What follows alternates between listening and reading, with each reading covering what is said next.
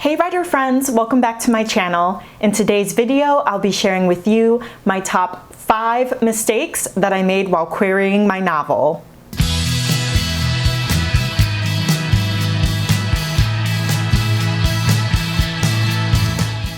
So, if you remember, I posted a poll a couple weeks ago on which video you wanted to see by me, and this was the one that got the most requests. I am happy to bring this to you because this is the content that you wanted to see. Now, a quick little intro if you don't know me. My name is Holly. I'm a kidlit writer working on a YA fantasy called Project Diamond, and I'm hoping to start querying soon. So I thought it was really fitting, and I was really glad that you guys chose this topic because I queried quite a few years ago in 2019, and it was like my first major querying episode. I did query a previous novel before, but sent out maybe about 15 queries, and I knew that I was a newbie writer and that I just needed to, keep writing and move on to a new manuscript. But with the Celestial Code, I really felt like that manuscript had a chance.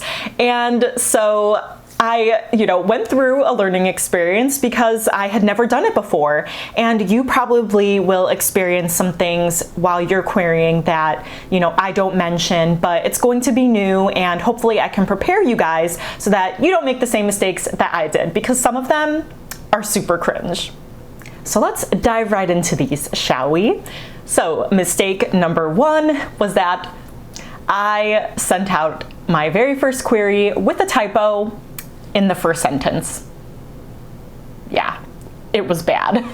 So of course I scoured that query letter and revised it and had people look at it and did all these things, but I was still tweaking things here and there up until I sent that very first query letter.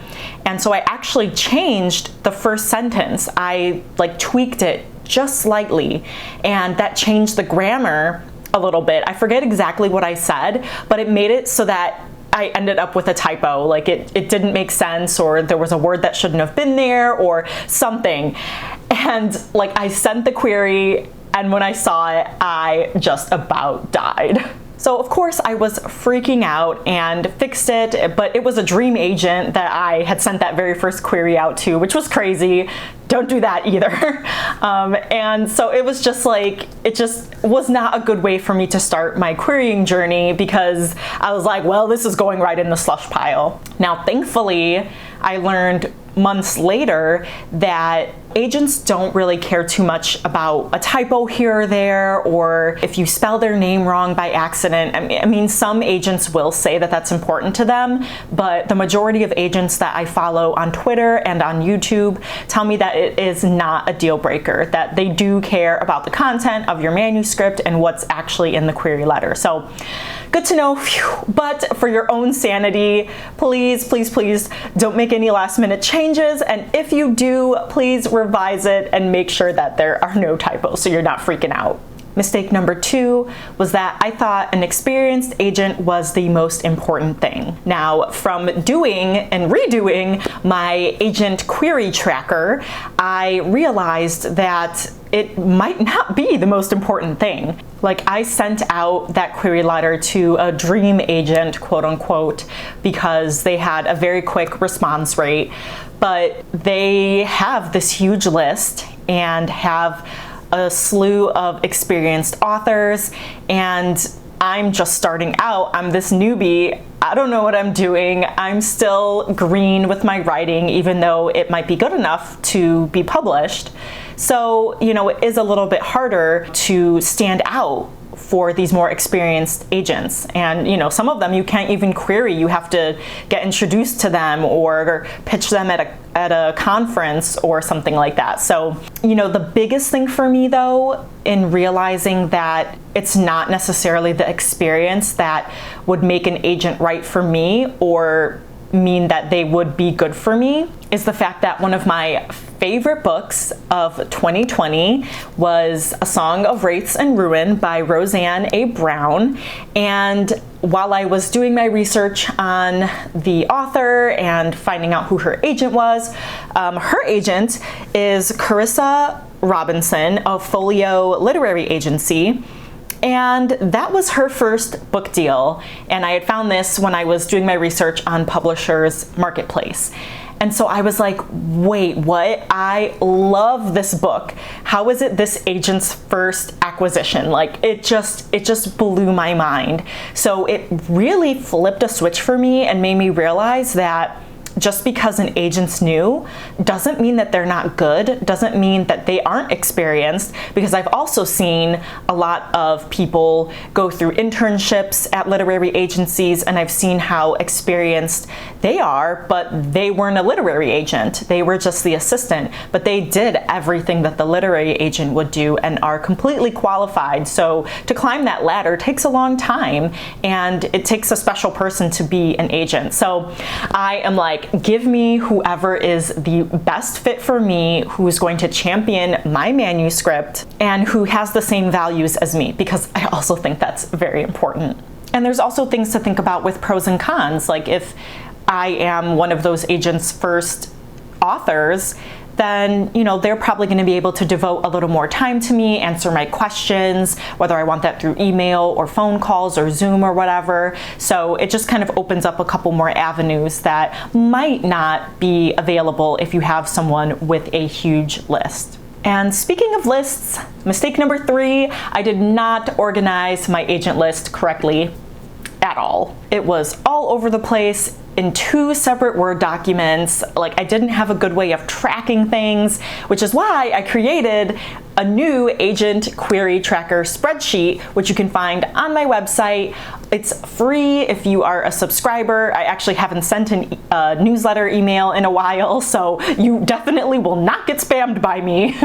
But you can find that by clicking the link down below. Or if you are a subscriber, the password is in the last newsletter I sent. If you lost that, since I haven't sent one in a while, just email me and I will send you that link so you can get that freebie, because it really has been a game changer for me. And I know that once I do start querying soon, hopefully, and then, you know, within the next month and a half, then I will be successful. And I know that everyone I'm going to be querying is someone who I genuinely want to work with, because that was one of the things that I saw when I was going through my list, was that one of the agents I had on there, they only took YA.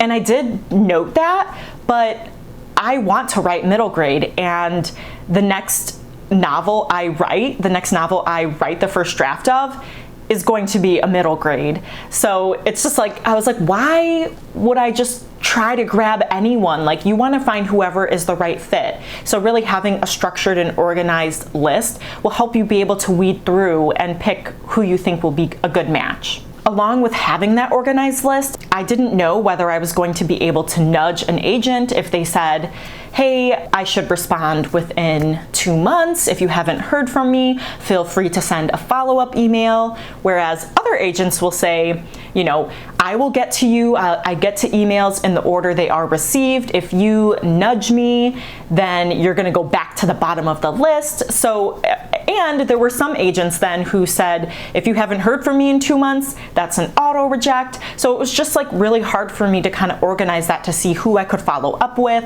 who rejected me, who was like an auto reject, things like that. So just make sure your notes are organized. I really recommend using the spreadsheet because, yeah, it has been a lifesaver. So mistake number 4 is so a mistake, but it is not querying enough agents at once. So my whole thing was that I wanted to query agents in batches, which is recommended in the TradPub world. And I know Alexa Dunn has also mentioned that, doing batches where you send maybe like 5 to 10 queries at once. And then once you hear from them, you send out another 5 to 10 batches. So that was another reason why I tried to organize my agent list, because I wanted to see, well, how quickly do these agents respond? I use querytracker.net .NET for that. That's also like a pro tip. I need like the 5 mistakes and then the 5 good things I do. If you want to see the 5 things to do when you're querying, let me know and I'll come up with a formalized video for that. Also, if you are coming up with any mistakes that you have made, if you have started querying, or any query mistakes from other authors that you've heard of, please let us know so we can also not make those mistakes. But so my reason for sending out these like 5 to 10 queries at a time with the agents that responded the fastest first, I wanted to know, was there anything I needed to change in my query materials? Because if those 10 queries I sent out, if they all came back as rejections and all they asked for was the query and the first 5 pages, well then I'd know that there's something wrong with my opening pages, right?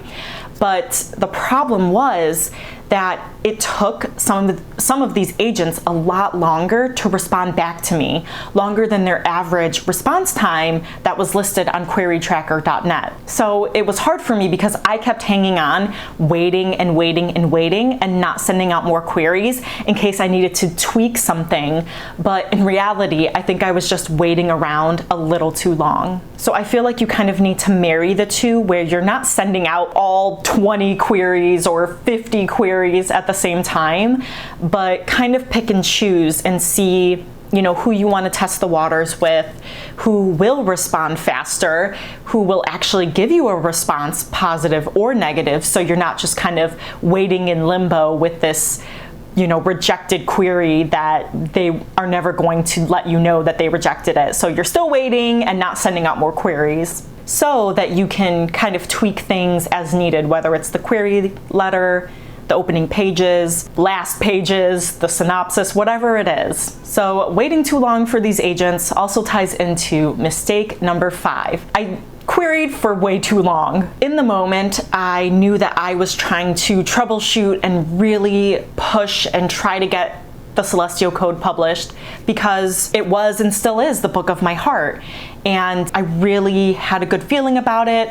All my beta reader feedback was just all of this praise, and I really thought that it had a chance. So, you know, I feel like I gave it that chance, but looking back in retrospect, maybe I gave it too much of a chance, because throughout the over a year of me querying, I did not get a full request.